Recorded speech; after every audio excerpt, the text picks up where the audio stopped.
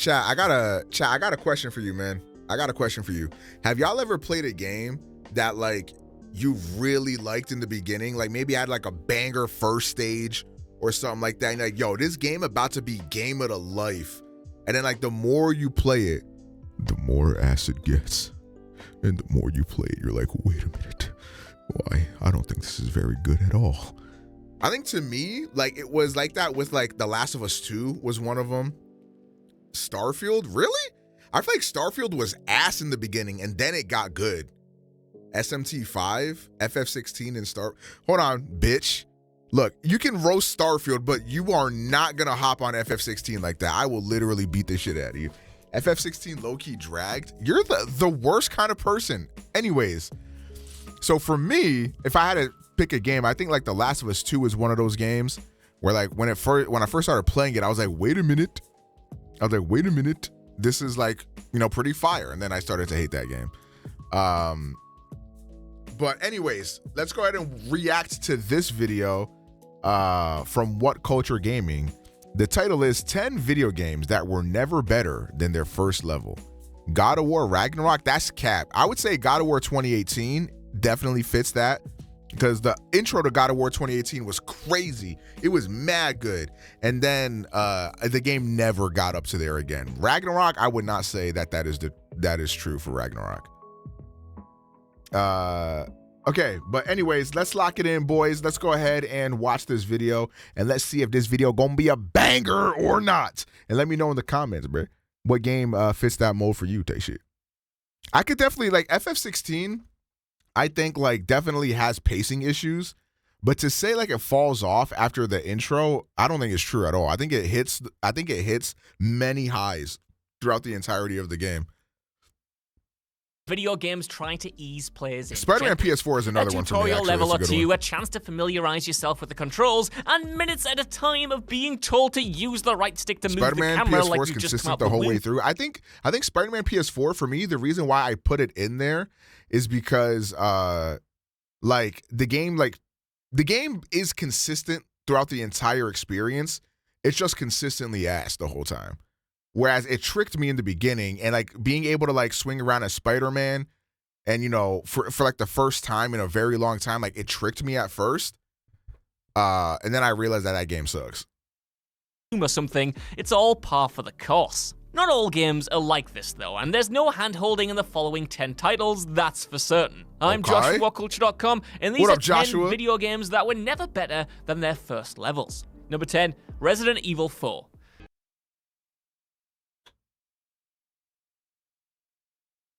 What? One of the best games of all time was never better than its first level? What? Yo, this list is gonna be crazy. Yo, what the hell? How could you even say that? That don't even make no sense. Right, don't get me wrong here. Resident Evil 4 is an electrifying, action-packed romp throughout. There's a reason why I always find myself buying it every single time it's re-released. This was the title that marked the series' paradigm shift from slow-burning survival horror to all-out balls-to-the-wall action. Our hero here, Leon S. Kennedy, collects ammo like there's no tomorrow and totes a range of weapons that past Resident Evil protagonists could only dream of.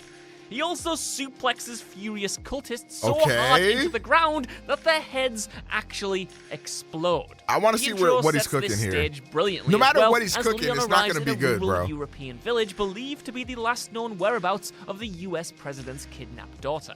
As we're introduced to the Ganados, Leon is besieged from all sides. Enemies climb a ladder to break in. Chat, be for real. Do y'all think this is just rage bait? Like, do you think this guy actually believes this shit? Actually, let me ask another question. Is there anybody in chat that actually agrees with this guy? Do you think that the intro to Resident Evil 4 is good and the rest of the game is ass? Well, okay, to be fair, that's not really what the video title is. The video title is just that the first level was the best level. And the first like stage like really is good, but I think it's because like it's all new to you, right? And then like as it becomes more regular, then it's like, oh, like, you get more accustomed to that type of shit.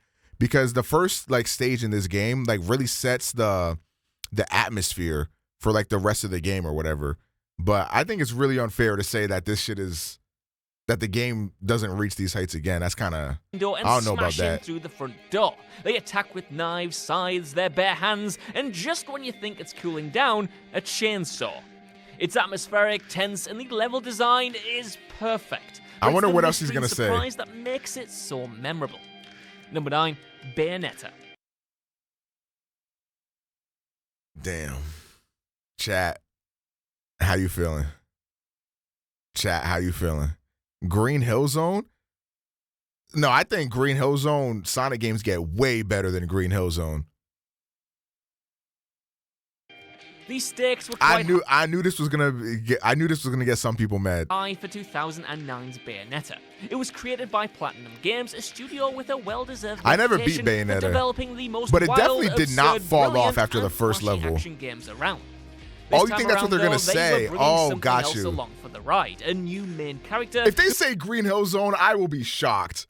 Sonic levels get so much more interesting than Green Hill Zone. Who exuded all of those qualities and a whole lot of bold and beautiful personality to boot. If you're looking for a relaxing, peaceful title to unwind with... Yo, Bayonetta fans, how you feeling about this? Everything after Green Hill is just boring, slow platforming? Yo, Eli, with all due respect, that is just wrong. Like, that is just not true. Bayonetta is not that game. You're thinking more along the lines of Animal Crossing or Stardew Valley, and Platinum Games just doesn't know the meaning of the phrase. Green Hill Zone is the only zone you can just hold right and then beat the level. Bayonetta starts in explosive style. There's Angel spanking, a demonic man emerging from the dead and lighting a cigar with his flaming finger, a graveyard being destroyed. Bro, you don't like the chemical plant? You don't like the what's it called? The Gamba Zone, whatever. You're not jacking with that? Profanity. And all of that's before we even take control of Bayonetta. And once we do, the stylish hack-and-slash action really ramps up. Number 8. Rise was right. They're actually going to say Green Hill Zone carries. Sonic the Hedgehog. While this little scamp's titles may have oh my god, an Eli-ass take. Somewhat in quality over the recent years, there's no denying that Sonic the Hedgehog is one of the biggest icons in gaming history. His first adventure was released for the Sega Mega Drive / Genesis in 1991, and just like Bayonetta, it made its modus operandi completely clear from the start. And that's probably the only time anyone is ever going to compare Sonic to Bayonetta, so sorry for that. However, whereas Mario's equally legendary platforming adventures had a more sedate pace, Sonic was all about speed. Yeah! Going fast, it was about the spins, the loop-the-loops, the split second to react to an enemy before they spilled your rings all over the floor like a careless child with a box of Cheerios. This was what Sonic was all about, and it was a real thrill ride. Needless to say then, it's the much-beloved Green Hill Zone, the first stage set there more specifically, that has become etched into gamers' minds forever. That classic music has become the essence of Sonic and everything he stands for, and the level was perfectly designed to teach the player everything they needed to know. Not only that, but it did so in the best possible way. Green Hill Zone was I want to hear what he has to say about the rest of the levels, because what he's saying about the intro is true. That's why it's one of the best intros ever. Essentially for us to experiment and get to grips with everything the Blue Blur was capable of back in the day. Number 7. Okay, so he just talked about why the first level was great and nothing about the rest of the levels. So that kind of doesn't really give you anything to work with, because he's removing a lot of the context of the rest of the levels. But I think like Green Hill Zone is a great first level for a game because again, like it teaches you everything you need to know about the game. It gives you like that sense of speed, but also it's like, okay, you're gonna have these hazards here, and also there's multiple different pathways that you can go down. Like usually in Sonic games, like an up top pass, like pathway, it's like a middle, a lower pathway and stuff like that. And like, Green Hill Zone has all that stuff. But the levels get way more interesting than that. To say that like Sonic games, or that to say that a Sonic game peaked at Green Hill Zone, nah, bruh. I don't think Sonic would be as highly revered or as like of a classic game as it is now if that were to be like even remotely true. Medal of Honor Rising It's Sun. definitely iconic. I mean, it's iconic in the same way that, Super Mario Bros. 1-1 is iconic, like it's iconic in that way. I can't imagine there's going to be many people out there championing Medal of Honor Rising Sun. Also, nobody played this shit. Plays second fiddle to Frontlines, but it did have one major saving grace. Any Medal of Honor gamers in the chat? Mission. Doing what that other Medal of Honor game I just mentioned did for D-Day, Rising Sun opens on the Battle of Pearl Harbor, and at the time it was a stunning and intense achievement that had not jacking with Medal of Honor in this way. Filler entry, yeah, they definitely had to stretch this out a little probably a bit better. I wonder where else they're gonna go from here, though. Of course, today that's all anyone really remembers the sequel for. Hell, I actually went back and played both this and Frontlines not too long ago, and I still couldn't tell you what happens after this opening. That said, though, that 15-minute stretch at the beginning, chef's kiss level stuff. Number 6, Star Wars. Yet another game Squadron that nobody 2, on the planet has played. The Star Wars franchise, like many major names of its kind, has had a bit of a checkered history with video games. Man, we gotta talk about how like Star Wars as a franchise has so many instances where the games just like, or not just the games, but the properties in general just get fumbled.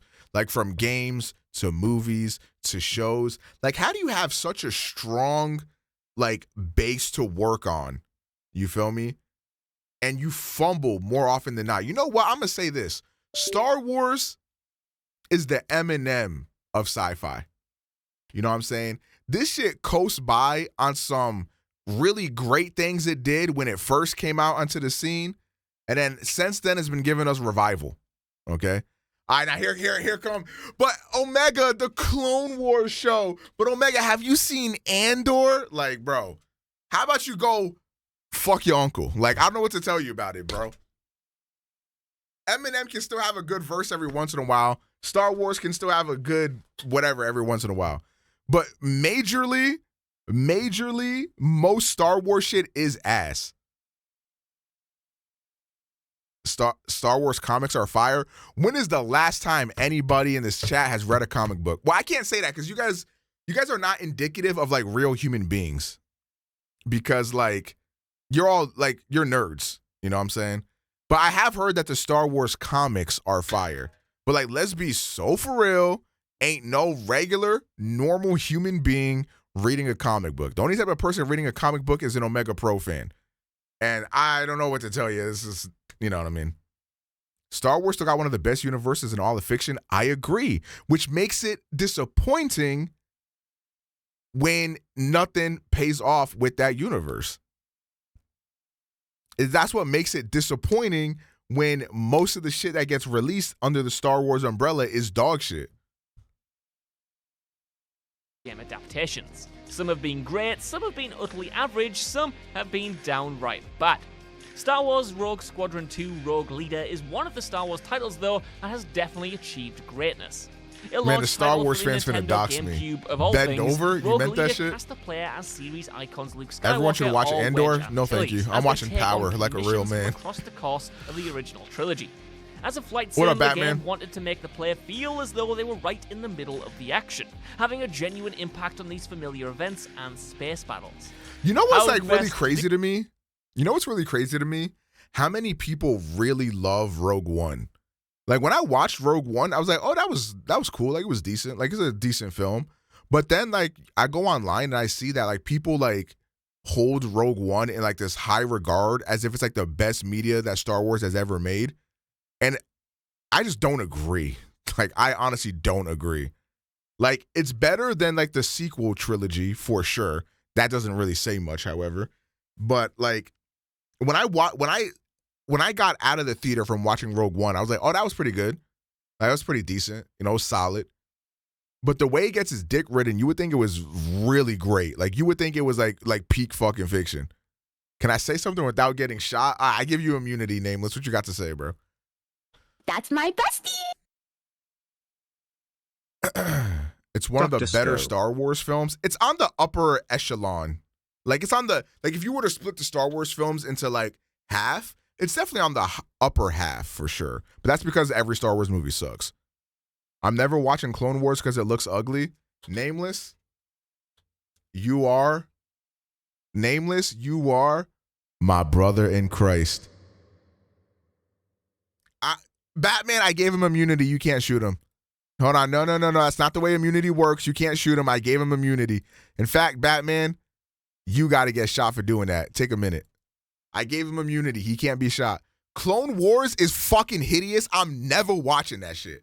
I don't give a fuck. You can tell me it's peak fiction. That's dope. I'm glad. I'm sure it's great. I ain't never watching that shit, bro. Motherfucker want me to watch a Telltale Season 1 video game? Like, bro, that show is hideous. Do that then? Well, just thrust them right into the attack on the Death Star, one of the most iconic The animation improved so much. That's great. History. I'll never know. There is a tutorial mission that takes place on Tatooine, but straight after that, it's Death Star City, population. Chill on Telltale? Now that's right, how bro. You start a game off with a bang. I hear it's really good. Number 5, I'll Dead never Space know. 2. This one, I haven't played Dead Space 2 in a minute. This one might be valid, but I don't know. Series is another that simply does not do subtlety.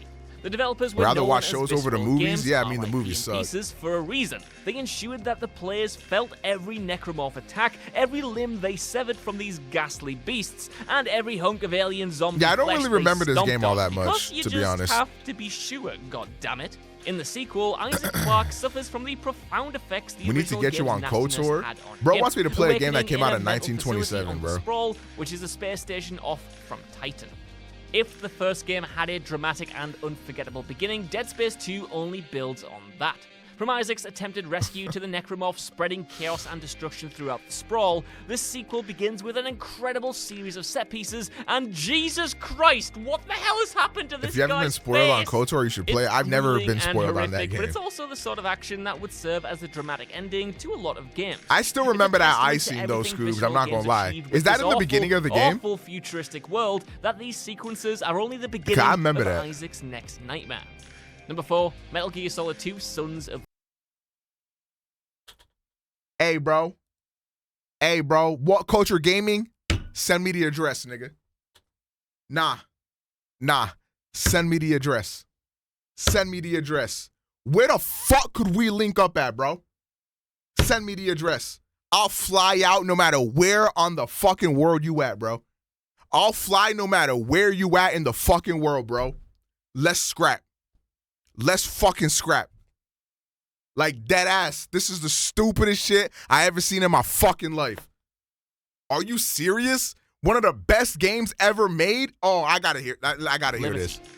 Hideo Kojima has never been a man for convention. Of course, as we all know, one of the greatest and most controversial tricks Kojima ever pulled was that bait and switch with Raiden in Metal Gear Solid 2: Sons of Liberty. However, making the player play as Raiden after the opening mission isn't why the opening is better by default. Okay, this go is ahead. actually Show my me. favourite entry in the series, and the story hits some huge highs later on. With that said, though, the game, mechanically speaking, never gets better than this opening mission. Mechanically speaking? Bro, what the fuck? The fuck? The fuck are you even talking about? That don't even make no sense. He's right? How the fuck is he right? How the fuck the game never gets better than this mechanically speaking? What does that even mean? What mechanics? The open tanker, the gorgeous implementation of weather effects, the verticality of the area, and the secrets to find, it's all incredible. This is everything a next-gen Metal Gear should have been, but the rest of the game becomes way less freeform and more linear from this point out. Number 3, Super Mario 64.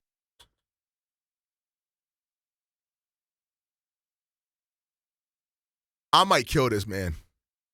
I'm being so dead ass. I'm being so dead ass. I'm being so dead ass. I'm being so dead ass. Nobody on planet Earth can defend this.